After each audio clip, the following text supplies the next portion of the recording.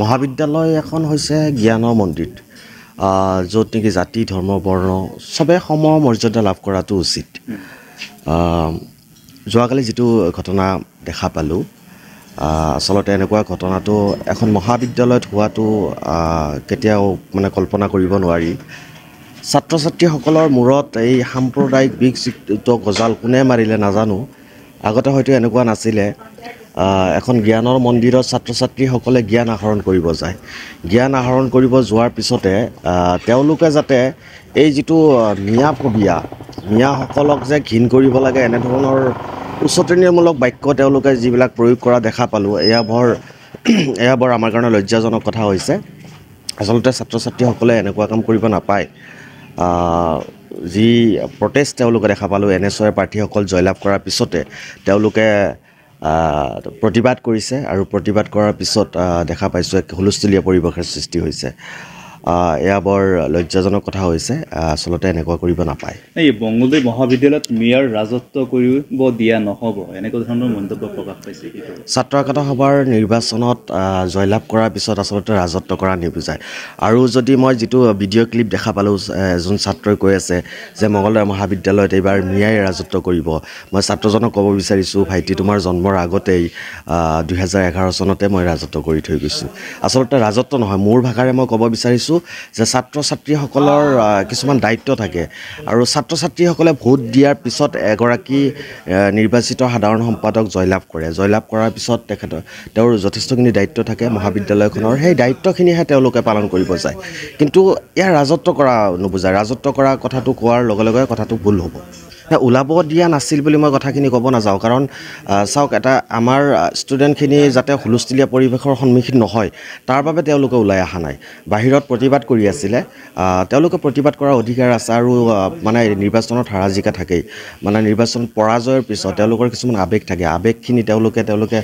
প্ৰতিবাদ আকাৰে তেওঁলোকে সাব্যস্ত কৰিছে আৰু এইখিনি কৰিব পাৰে কিন্তু কথা হৈছে কিছুমান তাতে এই বক্তব্যবিলাকৰ ক্ষেত্ৰত মোৰ আপত্তি আছে তেওঁলোকে কৈছে মিয়াই দখল কৰিব মঙ্গলদৈ মহাবিদ্যালয়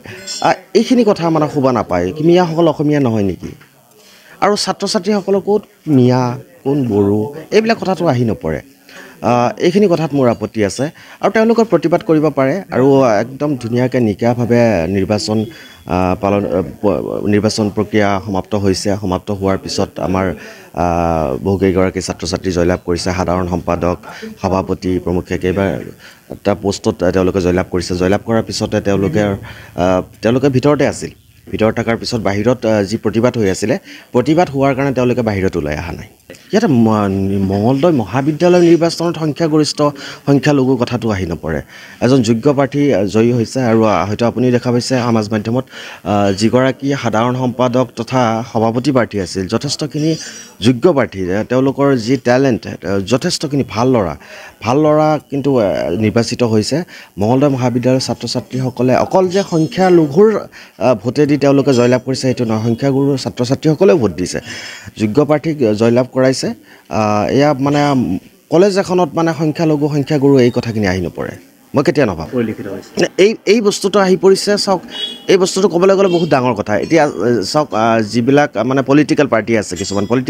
কিছুমান মানে ছাত্ৰ ছাত্ৰী তেওঁলোকৰ পলিটিকেল পাৰ্টি নিজাকৈ ছাত্ৰ সংগঠন আছে সেই সংগঠনখিনি তেওঁলোকৰ যিখিনি জ্ঞান সেই বস্তুখিনি তেওঁলোকৰ ছাত্ৰ ছাত্ৰীসকলক সেইখিনি বস্তুটো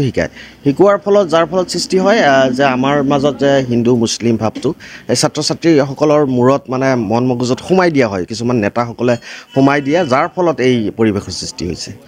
প্ৰথম কথা হৈছে এই সংখ্যাগুৰুৰ যিটো ভাগটো না আপোনালোকেও কম নকৰে কিন্তু মই সঁচা কথা কৈছোঁ একদম বলিউডৰ মুভিৰ পৰা আৰম্ভ কৰি আপুনি বলিউডৰ মুভিত চাব আপুনি যিবিলাক মানে ভিলেনৰ চৰিত্ৰবিলাক মানে সংখ্যালঘু মানুহ মুছলমান মানুহসকলক দিয়ে তাৰপিছত আপোনালোকৰ মিডিয়াত যদি কোনোবা এটা মানে সংখ্যালঘু ছাত্ৰ এজনে ডক্টৰ হৈছে আপোনালোকে একদম ইমান টেটু ফালি থাকিব যে সংখ্যালঘু প্ৰথমবাৰৰ কাৰণে ডক্টৰ হ'ল এই বস্তুবিলাক মানে মানুহৰ চকুত পৰে তাৰপিছত নেতাসকল আহে তৃতীয়তহে নেতাসকল আহে প্ৰথম মানে আপোনালোক মিডিয়া তাৰপিছত এই বলিউডৰ মুভিবিলাক যে আহে তাৰপিছত নেতাসকল এই ভাগ কৰা ছিষ্টেমটো এই তিনিটা পৰ্যায়ৰ মানুহবিলাকে কৰি আছে গতিকে আপোনালোককো অনুৰোধ জনাইছোঁ আপোনালোকে যাতে এই ভাগটো নকৰে।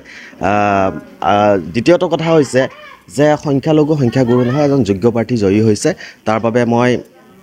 এগৰাকী প্ৰাক্তন সাধাৰণ সম্পাদক হিচাপে তেওঁলোকক আন্তৰিক অভিনন্দন জনাইছোঁ। আৰু যিসকল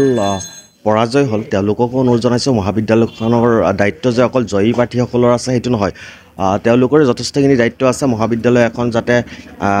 জাতি ধৰ্ম বৰ্ণ নিৰ্বিশেষে সকলোৱে সম অধিকাৰ পায়, চবেই যাতে মিলিজুলি ঐতিহ্যমণ্ডিত মঙলদৈ মহাবিদ্যালয়খন কেনেদৰে আগুৱাই লৈ যাব পাৰি তাৰ বাবে চিন্তা চৰ্চা কৰি যাতে মঙলদৈ মহাবিদ্যালয়খন আগুৱাই লৈ যাব পাৰে,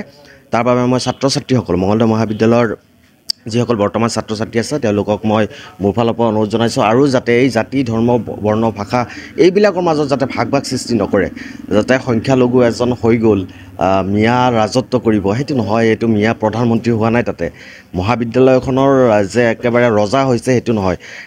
এটা গধুৰ দায়িত্ব পাইছে, সাধাৰণ সম্পাদকৰ দায়িত্ব পাইছে। আৰু মিয়া প্ৰথমবাৰ হোৱা নাই, আগতেও হৈছে, 2011 চনত হৈছে। যিসকল ছাত্ৰ ছাত্ৰী কৈ আছে তেওঁলোকে হয়তো নাজানে যে তাতে যিবিলাক আপোনাৰ লিষ্টখন থাকে, লিষ্টখন চালে ইউনিয়ন বডি ৰুমত লিষ্টখন চালে গম পাব 2011 চনতো মই হৈছিলোঁ। কিন্তু তেতিয়া এনেকুৱা নাছিল, মোৰ প্ৰস্তাৱকজনেও মানে হিন্দু কমিউনিটিৰ আছিল। এইবিলাক কথাটো হোৱাটো বেয়া কথা হৈছে, এইটো সমাজত বেয়া প্ৰভাৱ এটা পৰিব। মঙলদৈ মহাবিদ্যালয়খনৰ এখন সুনাম আছে, গোটেই অসমৰ ভিতৰত সুনাম আছে। ইউথ ফেষ্টিভেলত প্ৰত্যেকবাৰে তেওঁলোকে বঁটা পাই আছে ছাত্ৰ ছাত্ৰীসকলে। গতিকে এনেধৰণৰ পৰিৱেশ সৃষ্টি কৰাটো কিছুমান বাহিৰা নেতাৰ প্ৰৰোচনাত যিসকল ছাত্ৰ ছাত্ৰীয়ে এই কামখিনি কৰি আছে তেওঁলোকক মই ক'ব বিচাৰিছোঁ, আপোনালোকক অনুৰোধ জনাইছোঁ, অন্ততঃ ছাত্ৰ ছাত্ৰীসকলৰ মাজত এই বিষটো নিবিয়পাব যে আমাৰ মাজত যে হিন্দু মুছলিম বা মিয়া গৰীয়া খ্ৰীষ্টান এইবিলাক যাতে ভাগটো সৃষ্টি নকৰে। ছাত্ৰ ছাত্ৰীসকলকো অনুৰোধ জনাইছোঁ আৰু নেতাৰ প্ৰৰোচনাত পৰি যাতে এই কামবোৰ নকৰে। আৰু মিডিয়াকো অনুৰোধ জনাইছোঁ আপোনালোকে যাতে এই মিয়া গৰীয়া এইবিলাক ভাগ সৃষ্টি নকৰে, তাৰ বাবে মই আপোনালোকৰ মাধ্যমেদি অসমবাসী ৰাইজক মই অনুৰোধ জনাইছোঁ।